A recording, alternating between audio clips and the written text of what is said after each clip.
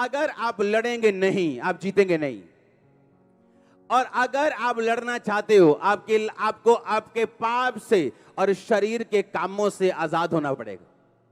जब जब आप अपनी बुलाहट के अनुसार लड़ेंगे, वो व्यभिचार हो सकता है जिससे आपकी लड़ाई हो, गंदा देखना हो सकता है जो आपकी कमजोरी हो, टीवी हो सकता है, झूठ बोलना हो सकता है, पैसा हो सकता है, चोरी हो सकता है, गंदगी हो सकता है, गंदे दोस्त हो सकते हैं। ये आपकी रुकावट है लड़ने में, ये आपको इनइफेक्टिव, ये आपको ऐसा हथियार बनाती जो थोथ है, जिसकी धार कमजोर है। और जब धार कमजोर होगी, पेड़ कटने में टाइम लगेगा, जोर ज्यादा लगेगा। जो काम दूसरा बंदा आराम से कर रहा है वो आपको हैवी लगेगा।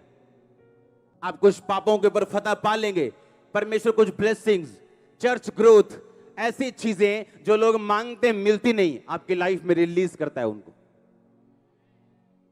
वो फाइनेंशियल ब्लेसिंग हो, वो कोई भी ब्लेसिंग क्यों ना हो, जब जब आप परमेश्वर की ओर बढ़ेंगे और अपने पाप के ऊपर फतह पाएंगे, वो आपकी लाइफ में आने वाली हैं। कुछ ब्लेसिंग्स ऐसी हैं, जब तक आप अपने पापों के ऊपर फतह नहीं पाते, वो आपकी लाइफ में एंटर नहीं करती। हालेलुया। जो सिन पावर है वो आपको एक्चुअल में रोकती है अगले लेवल पे जाने से। वो फाइनेंस का हो, लाइफ का हो, शांति का हो। आपके परिवार में कुछ कलेश ऐसे हैं, जब तक आप नहीं सुधरेंगे वो कभी नहीं जाएंगे। आपके फैमिली के कुछ ट्रबल ऐसे हैं, जब तक आप नहीं सुधरेंगे, आप लाख समझा के देख लो, बूढ़े बुजुर्ग समझा के देख लो, वो नहीं जाएंगे। क्योंकि ये साबित करती हैं चीजें कि हम एक लड़ाई में हैं, और ये लड़ाई आत्मिक है।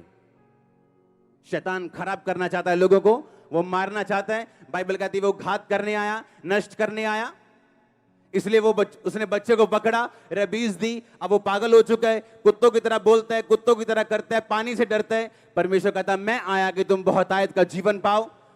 तुम आत्माओं पे जिस दिन कब्जा कर लोगे, तुम अपनी लाइफ पे कब्जा कर लोगे। जिस दिन व्यभिचार की आत्मा पे कब्जा कर लोगे, उस दिन किसी आशीष पे भी कब्जा कर लोगे। जिस दिन चोरी की आत्मा पे कब्जा कर लोगे, उस दिन आशीष के ऊपर भी कब्जा कर लोगे। जब मुझे मालूम पड़ता है ये फलाना व्यभिचार में, ये वाला वर्कर व्यभिचार में, मुझे हंसी आती। मैंने कहा क्या कर रहे हो तुम अपना नुकसान कर रहे हो, तुम्हें मालूम नहीं, अभी तुम्हें बाद में मालूम होगा। बाइबल कहती ऐसा नहीं हो सकता कि तुम अपने छाती पे अंगारे रख लो और तुम जलो ना। इसका परिणाम नाक दोना सा कड़वा होगा। और बाइबल कहती व्यभिचारी बंदे की बेइज्जती जब तक वो धरती पे जिएगा कभी मिटेगी नहीं। आज सैमसंग बोलो तो क्या याद आता है? व्यभिचार, दलीला आती है कि नहीं? उसके सारे अच्छे काम भूल गए, दलीला याद है। आप कलेश नहीं रोक सकते अगर आप खुद पाप में हो तो, क्योंकि वो आत्माएं आपके घर को इफेक्ट करेंगी, आपके फाइनेंस को इफेक्ट करेंगी, आपके शरीर को इफेक्ट करेंगी। लोगों के ऊपर लगता है ए पापा को गुस्सा क्यों आता है इन लोगों के ऊपर? उनकी प्रॉब्लम कैरेक्टर है जो मेरे साथ क्लैश होता है। फिर आमीन। प्रॉब्लम काम नहीं है, कैरेक्टर है।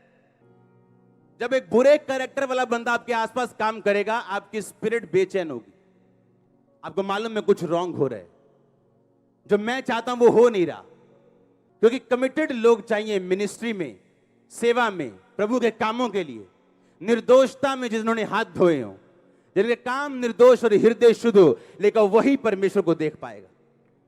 क्योंकि जब आप शैतान की बात सुनेंगे, वो कहीं ना कहीं से आपको फल देने के लिए आएगा। वो आपकी फैमिली में हो, आपके शरीर में हो, आपके बच्चों में हो। अब ये आपने डिसाइड करना है कि मैंने पाप के ऊपर फतह पानी है कि नहीं पानी। अगर यीशु मसीह के पास आए हो तो आपको सुधरना पड़ेगा, और सुधारेगा मेरा परमेश्वर। जो नहीं छोड़ सकते वो छोड़ोगे तुम। ऐसी क्या चीज है जो क्रिश्चियन नहीं कर सकता? ऐसी क्या चीज है तुम नहीं कर सकते? लेकिन जो मुझे सामर्थ्य देता है उसमें मैं सब कुछ कर सकता हूं।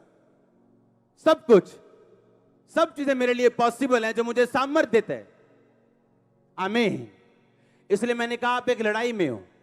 अब परमेश्वर आप पे थोपता नहीं लड़ाई को, आप करना चाहते हो, आप पाप को जीतोगे। आपको मालूम है ये मेरी फाइट है, ये मसीह मेरी लड़ाई है, मैंने प्रार्थना में बैठने, मैंने फास्टिंग में बैठने, मैंने पाप के ऊपर फतह प्राप्त करनी, मैंने पाप के ऊपर पूरी तरह से कब्जा करना है। ये शरीर पाप के लिए नहीं, परमेश्वर के लिए होगा। कमिट करो अपनी लाइफ को, रीडेडिकेट करो अपनी लाइफ को।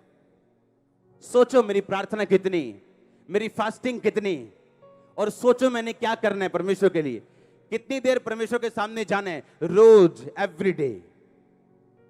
आप देखेंगे फतह पाते हुए अपने आप को। आपके बच्चे आपको गुड न्यूज देंगे। आमीन। ऊंचा मसा आपका।